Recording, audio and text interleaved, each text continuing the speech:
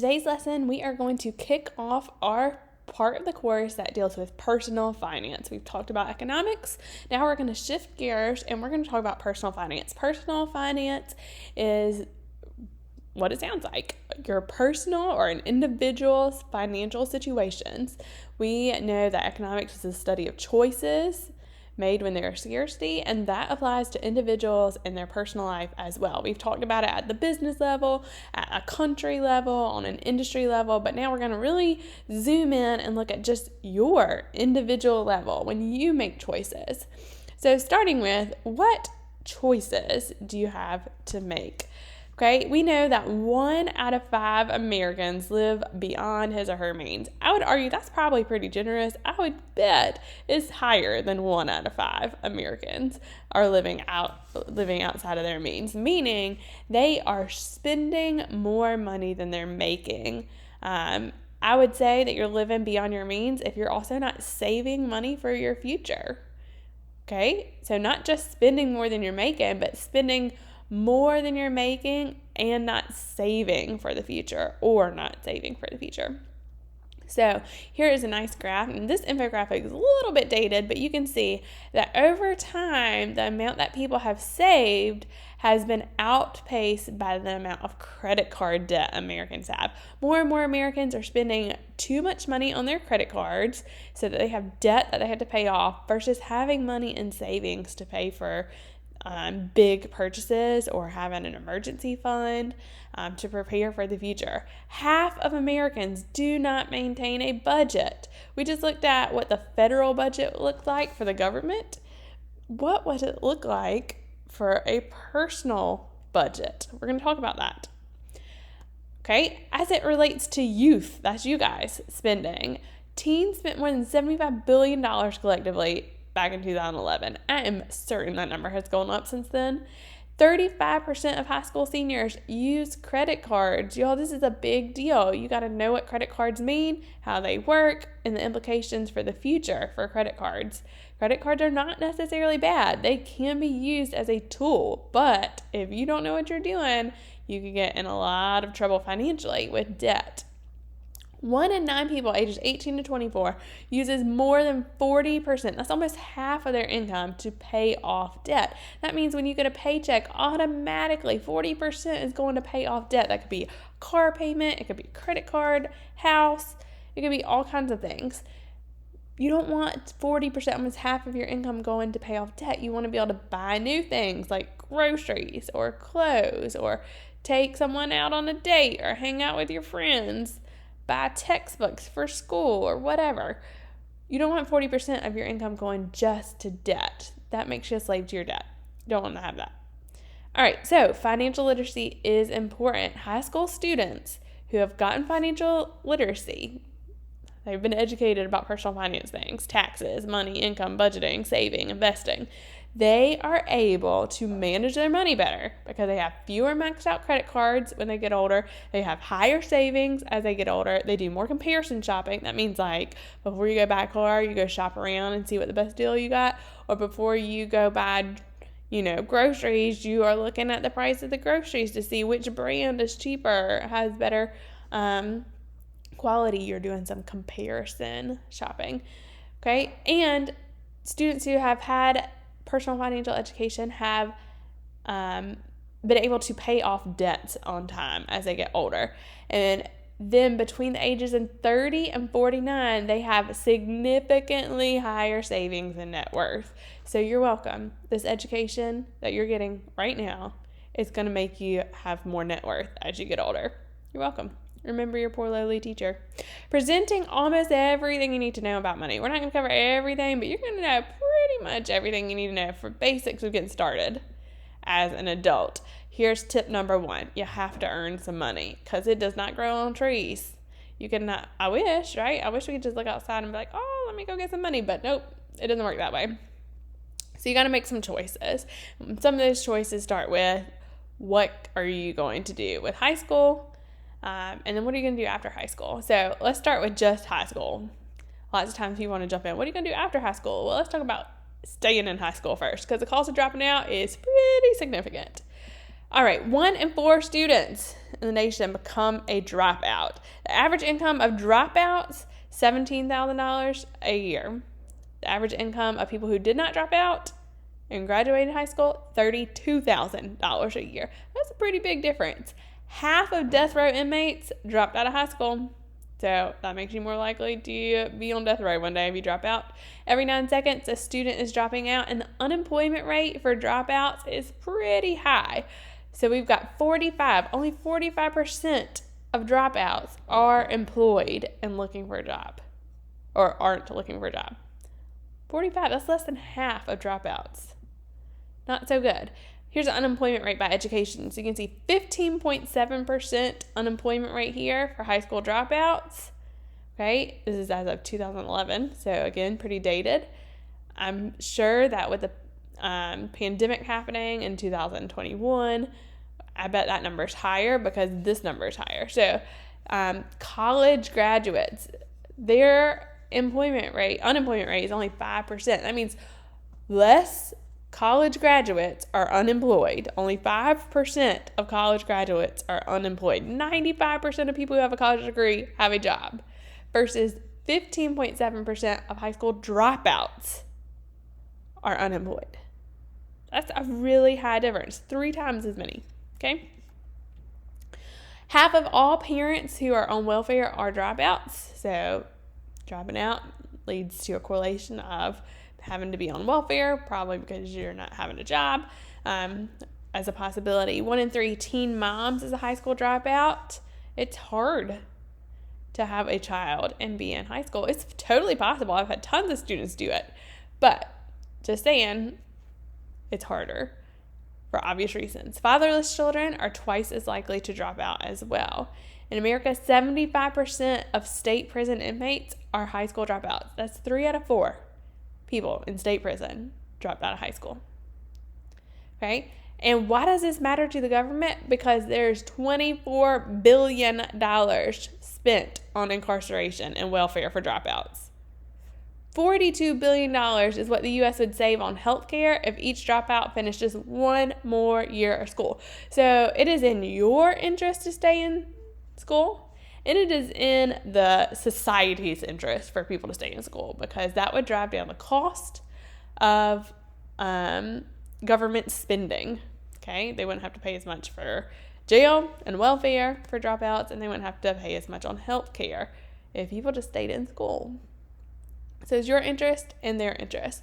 Let's look at people who stayed in school.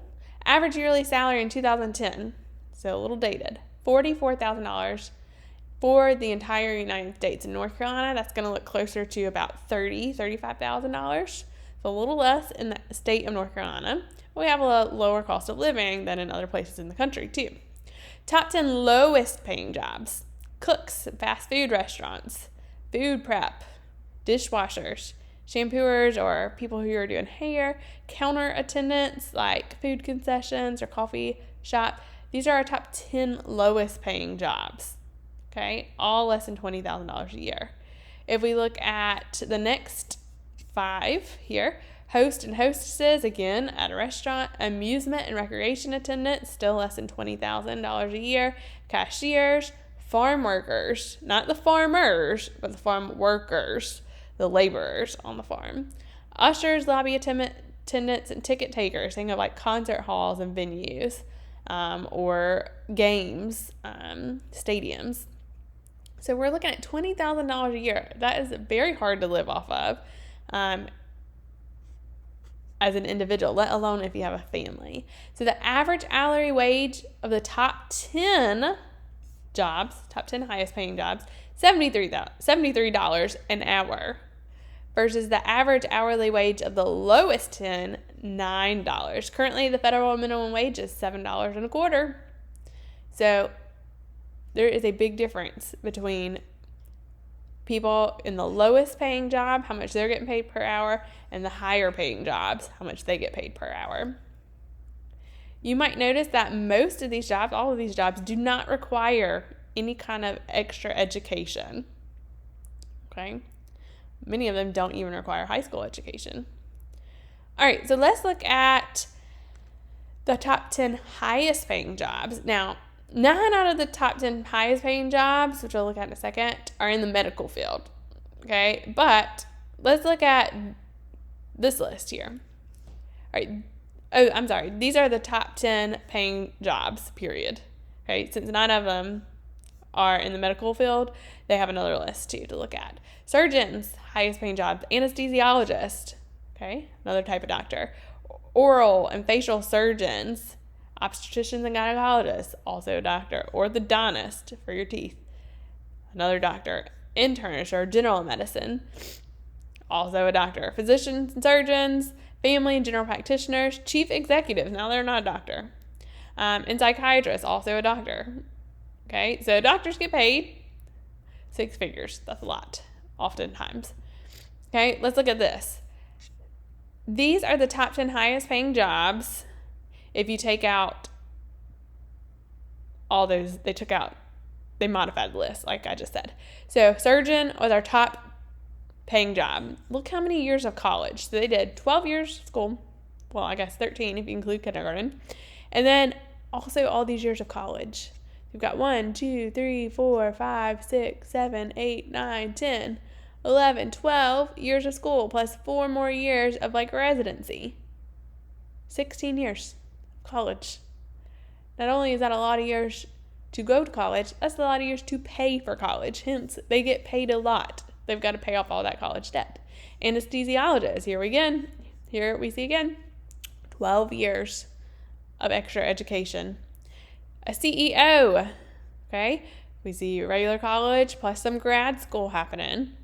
A dentist, college, residency, lawyers, grad school happening. A natural science manager, again, over $100,000 a year. You can see that they have college and extra years after college. Engineers, number 7 and 8. Like, look, number 8. It's almost as much as a surgeon. Years of school. Computer information systems manager. Marketing manager. So we've got managerial positions, doctors, science, right? Lots of school. All right, so salary by education, if we're looking at averages here.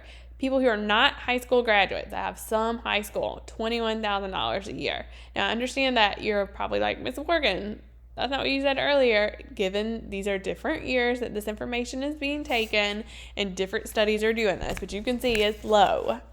A high school graduate, slightly higher at 27, and this is a national average. Remember, these numbers will always be lower for the state of North Carolina because we have a lower cost of living than the whole entire United States on average. Okay, so these numbers are going to be a little bit inflated compared to North Carolina. So see these numbers and know that this is for the entire United States. We're looking at North Carolina's going to be a little less than this. Okay, some college, okay, maybe like an associate's degree, something like a community college. We're looking at $32,000-ish a year. Bachelor's degree, that's 4 years, or advanced. That could be grad school through master's or doctorate or some kind of like specialty training like we'd see with doctors in med school. Okay, so that's getting up on average to $55,000+ a year. Okay, you see this is a major difference. Look at someone who has a college degree versus someone who did not graduate from high school. There's a big difference here, not only in how much they're paid, but also in how many people are employed, because these people are going to have more jobs and more job offers than someone who doesn't have a high school degree or just has a high school degree. Okay? Of course, there are always exceptions. We need to say that. There are always exceptions. You will have someone who does not have a high school degree who is a major success and becomes a billionaire. It happens, but it is rare. Okay? Or you'll have someone who went straight out of high school, went straight into the NBA and makes a ton of money, but that is rare. All right? On average, that's not happening. Okay, percentage of employment by education. We talked about this a little bit a minute ago. 86% of the people who have an advanced degree, that's like after college, they have extra years. Okay? After their 4-year college, they have extra years. An advanced degree, 86% of those people are employed versus only 51% of the people who don't have a high school degree. Okay? So this number is a little higher than what we saw earlier. All right, but high school degree, you're jumping up from 50 to 70%. So even if these numbers aren't exactly right for this year, the year that you're watching the video, know that generally these trends stick, okay? People with more education are more likely to be employed. People with more education are more likely to make higher incomes.